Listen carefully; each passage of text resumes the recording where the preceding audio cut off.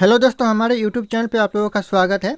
तो दोस्तों, आज की इस वीडियो में मैं आप लोगों के लिए लेकर आया हूँ जीके जीएस से रिलेटेड बहुत ही महत्वपूर्ण क्वेश्चन आंसर, जो कि आने वाले किसी भी एग्जाम के लिए बहुत ही महत्वपूर्ण साबित होंगे। तो दोस्तों, इस वीडियो का पहला क्वेश्चन है, भारत में किस राज्य को चावल का कटोरा कहा जाता है? यानी जो चावल का कटोरा कहा जाता है, कौन से राज्य को कहा जाता है भारत में?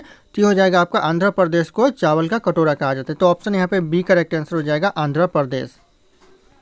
और अगर आप लोगों को इस वीडियो में एक भी क्वेश्चन का सही से उत्तर पता होगा तो कमेंट करके जरूर बताइएगा। दोस्तों, अगला क्वेश्चन है, पहली बार परमाणु बम फेंका गया था, कहाँ पर फेंका गया था? दोस्तों, पहली बार परमाणु बम, यहाँ पे बेम लिखा हुआ लेकिन ये बम होगा। दोस्तों, पहली बार परमाणु बम फेंका गया था हिरोशिमा में। तो ऑप्शन यहाँ पर डी करेक्ट आंसर हो जाएगा, हिरोशिमा। और यह क्वेश्चन कई बार एग्जाम में आ चुके हैं और आगे आने वाले एग्जाम में आने के चांसेस ज़्यादा है, तो ध्यान रखिएगा आप लोग। अगला क्वेश्चन है, ओजोन परत कहाँ पाई जाती है? दोस्तों, जो ओजोन परत पाई जाती है वह आपका समताप मंडल में पाई जाती है। तो ऑप्शन यहाँ पे डी करेक्ट आंसर हो जाएगा, समताप मंडल। अगला क्वेश्चन है, महात्मा गांधी जी का राजनीतिक गुरु कौन था? यानी जो महात्मा गांधी जी का राजनीतिक गुरु था वह कौन था? तो हो जाएगा गोपाल कृष्ण गोखले, जो कि महात्मा गांधी जी का राजनीतिक गुरु था। तो ऑप्शन यहाँ पे बी करेक्ट आंसर हो जाएगा, गोपाल कृष्ण गोखले। अगला क्वेश्चन है, डेसीबेल शब्द किससे संबंधित है? दोस्तों, जो डेसीबेल शब्द है वह संबंधित है ध्वनि से। तो ऑप्शन यहाँ पे सी करेक्ट आंसर हो जाएगा, ध्वनि से संबंधित है डेसीबेल शब्द। अगला क्वेश्चन है, अंग महाजनपद की राजधानी कहाँ थी? दोस्तों, जो अंग महाजनपद की राजधानी थी वह चंपा में थी। तो ऑप्शन यहाँ पे डी चंपा करेक्ट आंसर हो जाएगा। अगला क्वेश्चन है, शांत घाटी किस राज्य में स्थित है? यानी जो शांत घाटी है वह कौन से राज्य में स्थित है? तो यह आपका केरल राज्य में स्थित है। तो ऑप्शन यहाँ पे बी करेक्ट आंसर हो जाएगा, केरल राज्य। ध्यान रखिएगा, कई बार एग्जाम में आ चुके हैं और आने वाले एग्जाम में आने के चांसेस ज़्यादा हैं।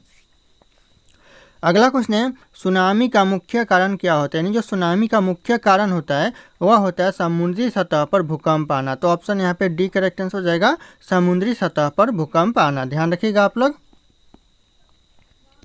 अगला क्वेश्चन है, कर्क रेखा भारत के कितने राज्यों से होकर गुजरता है? यानी जो कर्क रेखा है वह भारत में कितने राज्यों से होकर गुजरता है? तो हो जाएगा 8 राज्यों से होकर भारत में कर्क रेखा गुजरता है। तो ऑप्शन यहाँ पे सी करेक्ट आंसर हो जाएगा, 8 राज्य। अगला क्वेश्चन है, किस देश के लोग भारत नहीं घूम सकते? ऐसा कौन सा देश है जहाँ के लोग भारत में नहीं घूम सकते? तो हो जाएगा आपका उत्तर कोरिया के लोग भारत नहीं घूम सकते। तो ऑप्शन यहाँ पे सी करेक्ट आंसर हो जाएगा, उत्तर कोरिया। अगला क्वेश्चन है, कलिंग का प्रथम युद्ध कब लड़ा गया था? यानी जो कलिंग का प्रथम युद्ध हुआ था वह कब हुआ था? तो ये करेक्ट आंसर हो जाएगा 261 ईसा पूर्व पहले हुआ था। तो ऑप्शन यहाँ पे सी करेक्ट आंसर हो जाएगा, 261 ईसा पूर्व पहले। अगला क्वेश्चन है, तराइल का दूसरा युद्ध कब हुआ था? यानी जो तराइल का दूसरा युद्ध हुआ था वह कब हुआ था? तो हो जाएगा आपका 1192 में तराइल का दूसरा युद्ध हुआ था। तो ध्यान रखिएगा, दूसरा युद्ध 1192 तराइल का। अगला क्वेश्चन है, पानीपत का प्रथम युद्ध कब लड़ा गया था? यानी जो पानीपत का प्रथम युद्ध हुआ था वह कब हुआ था? तो हो जाएगा आपका करेक्ट आंसर ऑप्शन भी हो जाएगा, 21 अप्रैल 1526 में पानीपत का जो प्रथम युद्ध हुआ था वह हुआ था। तो ध्यान रखिएगा, ऑप्शन यहाँ पे बी करेक्ट आंसर हो जाएगा। दोस्तों, अगला क्वेश्चन है, बक्सर का युद्ध कब लड़ा गया था? यानी जो बक्सर का युद्ध हुआ था वह कब हुआ था? तो हो जाएगा आपका 1764 में बक्सर का युद्ध हुआ था। तो ऑप्शन यहाँ पे सी करेक्ट आंसर हो जाएगा, 1764 में। तो ध्यान रखिएगा, ऑप्शन यहाँ पे सी करेक्ट आंसर हो जाएगा। अगला क्वेश्चन है, गुजरात की जीवन रेखा किस नदी को कहा जाता है? जो गुजरात की जीवन रेखा कहा जाता है कौन सी नदी को? तो हो जाएगा आपका नर्मदा नदी को जो गुजरात की जीवन रेखा कहा जाता है। तो ऑप्शन यहाँ पे ए करेक्ट आंसर हो जाएगा, नर्मदा नदी। अगला क्वेश्चन है, भारत का तोता किसे कहा जाता है? जो भारत का तोता कहा जाता है वह किसे कहा जाता है? तो यह कहा जाता है अमीर खुसरो को भारत का तोता कहा जाता है। तो ऑप्शन यहाँ पे डी करेक्ट आंसर हो जाएगा, अमीर खुसरो। अगला क्वेश्चन है, एशिया का अजगर किस देश को कहा जाता है? जो एशिया का अजगर कहा जाता है वह कहा जाता है चीन देश को। तो ऑप्शन यहाँ पे ए करेक्ट आंसर हो जाएगा, चीन देश। ध्यान रखिएगा दोस्तों आप लोग। अगला क्वेश्चन है, चरक और नागार्जुन किसके दरबार की शोभा थे? दोस्तों, चरक और नागार्जुन थे वह किसके दरबार की शोभा थे? तो हो जाएगा आपका कनिष्क के दरबार की शोभा थे। तो ऑप्शन यहाँ पे सी करेक्ट आंसर हो जाएगा, कनिष्क। अगला क्वेश्चन है, निम्नलिखित में से किसने बड़े पैमाने पर स्वर्ण मुद्राएं चलाई थी? किसने चलाई थी? दोस्तों, इन ऑप्शन में से सबसे ज़्यादा स्वर्ण मुद्राएं, तो करेक्ट आंसर हो जाएगा यहाँ पे कुषाण शासकों ने। तो ऑप्शन यहाँ पे डी करेक्ट आंसर, यहाँ पे किसान लिखा हुआ है लेकिन ये कुषाण होगा। कुषाण शासकों ने सबसे ज़्यादा स्वर्ण मुद्राएं चलाई थी। तो ध्यान रखिएगा आप लोग। अगला क्वेश्चन है, भारतीयों के महान रेशम मार्ग किसने आरंभ किया। दोस्तों यहाँ पे आरंभ किसने किया, सब जो भारतीयों को रेशम मार्ग, तो ये करेक्ट आंसर हो जाएगा कनिष्क ने आरंभ किया। तो ऑप्शन यहाँ पे बी करेक्ट आंसर हो जाएगा कनिष्क। दोस्तों अगला क्वेश्चन है, शुंग वंश के बाद किस वंश ने भारत पर राज्य किया। यानी जो शुंग वंश के बाद जो भारत पर राज्य किया, कौन से वंश ने किया, तो करेक्ट आंसर हो जाएगा कण्व वंश ने किया भारत पर राज्य शुंग वंश के बाद। तो ऑप्शन यहाँ पे ए करेक्ट आंसर हो जाएगा कण्व वंश। ध्यान रखिएगा, कई बार एग्जाम में पूछे गए हैं। अगला क्वेश्चन है, किस चीनी जर्नल ने कनिष्क को हराया था। ऐसा कौन सा चीनी जर्नल था जो कनिष्क को हराया था, तो ये हो जाएगा करेक्ट आंसर ऑप्शन बी हो जाएगा यहाँ पे पेन चाओ ने कनिष्क को हराया था। तो ऑप्शन बी करेक्ट आंसर हो जाएगा पेन चाओ। अगला क्वेश्चन है, प्राचीन भारत में निम्नलिखित में से किस एक ने नियमित रूप से सोने के सिक्के चलाए थे। यानी जो प्राचीन भारत में जो नियमित रूप से सोने के सिक्के चलाए थे वह किसने चलाए थे, तो हो जाएगा कुषाण ने चलाए थे। तो ऑप्शन यहाँ पे ए करेक्ट आंसर हो जाएगा कुषाण ने। ध्यान रखिएगा आप लोग। अगला क्वेश्चन है, तमिल का गौरव ग्रंथ जीवन चिंतामणि किससे संबंधित है। यानी जो तमिल का जो गौरव ग्रंथ जीवन चिंतामणि है वह किससे संबंधित है, तो ये आपका जैन धर्म से संबंधित है। तो ऑप्शन यहाँ पे डी करेक्ट आंसर हो जाएगा जैन धर्म। अगला क्वेश्चन है, निम्नलिखित राजवंशों में किसका उल्लेख संगम साहित्य में नहीं है। इन ऑप्शन में से जो राजवंश दिया गया है इनमें से कौन से राजवंश का जो उल्लेख है वह संगम साहित्य में नहीं किया गया है, तो हो जाएगा आपका कदम का उल्लेख जो कि संगम साहित्य में नहीं किया गया है। बाकी यहाँ पे चोल का भी किया गया है, चेर का भी उल्लेख किया गया है और यहाँ पे पंडय का भी उल्लेख किया गया है। तो ध्यान रखिएगा आप लोग, यहाँ पे कदम का उल्लेख नहीं किया गया संगम साहित्य में। अगला क्वेश्चन है, उस शासक का नाम क्या है जिसने विजय स्तंभ का निर्माण कराया। दोस्तों विजय स्तंभ का जो निर्माण कराया उस शासक का नाम क्या है, तो हो जाएगा करेक्ट आंसर राणा कुंभा। तो ऑप्शन यहाँ पे ए करेक्ट आंसर हो जाएगा राणा कुंभा। ध्यान रखिएगा दोस्तों आप लोग। अगला क्वेश्चन है, सेन वंश का संस्थापक था। दोस्तों सेन वंश का संस्थापक कौन था, तो करेक्ट आंसर हो जाएगा यहाँ पे सामंत सेन जो कि सेन वंश का संस्थापक था। तो ऑप्शन यहाँ पे बी करेक्ट आंसर हो जाएगा सामंत सेन।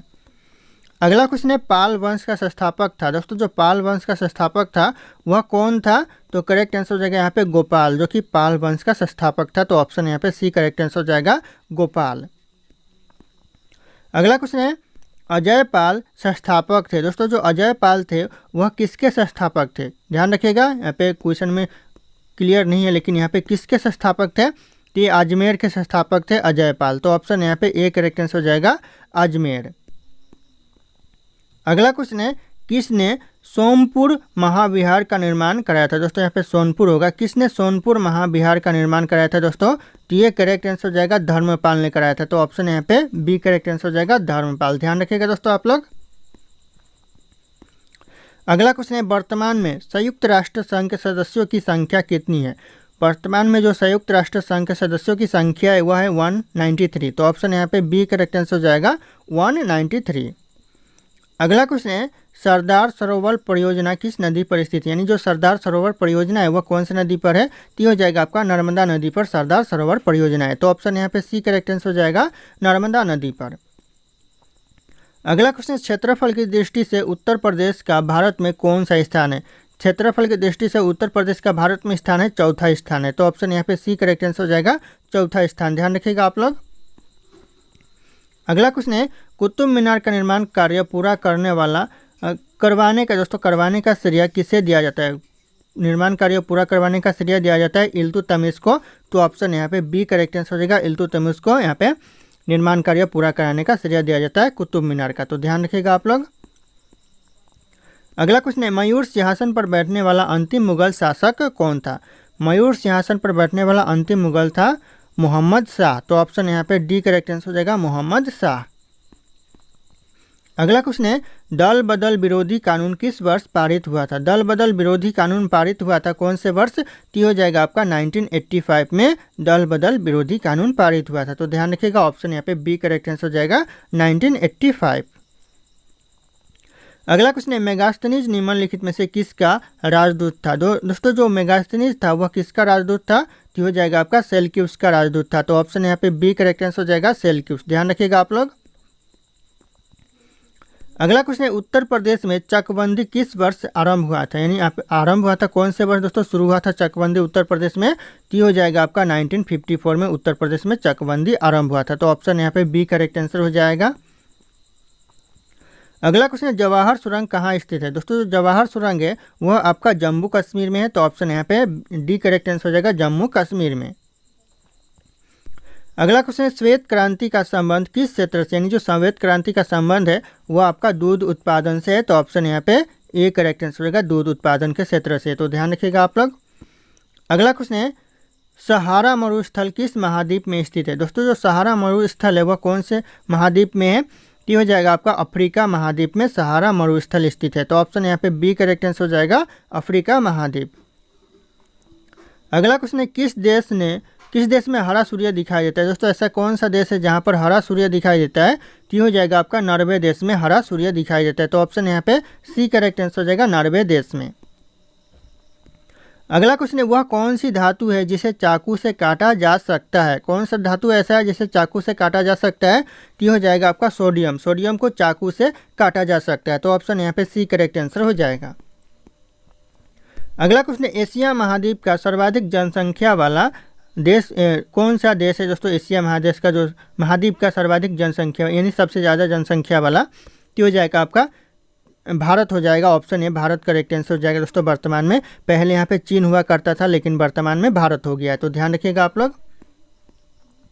अगला क्वेश्चन है कोणार्क सूर्य मंदिर किस राज्य में स्थित है, यानी जो कोणार्क सूर्य मंदिर है वह कौन से राज्य में है, तो हो जाएगा आपका उड़ीसा में है, तो ऑप्शन यहाँ पे बी उड़ीसा राज्य करेक्ट आंसर हो जाएगा। अगला क्वेश्चन है सास बहु मंदिर कहाँ पर स्थित है। दोस्तों जो सास बहु मंदिर है वह कहाँ पर है, तो दोस्तों करेक्ट आंसर आप लोगों को कमेंट करके बताना है। ऑप्शन यहाँ पे सारे के सारे शो कर रहे हैं। फिर मिलते हैं अगले क्लास में। दोस्तों आप लोग कमेंट करके बताइएगा सास बहु मंदिर कौन से राज्य में स्थित है या फिर कहाँ पर स्थित है। फिर मिलते हैं अगले वीडियो में।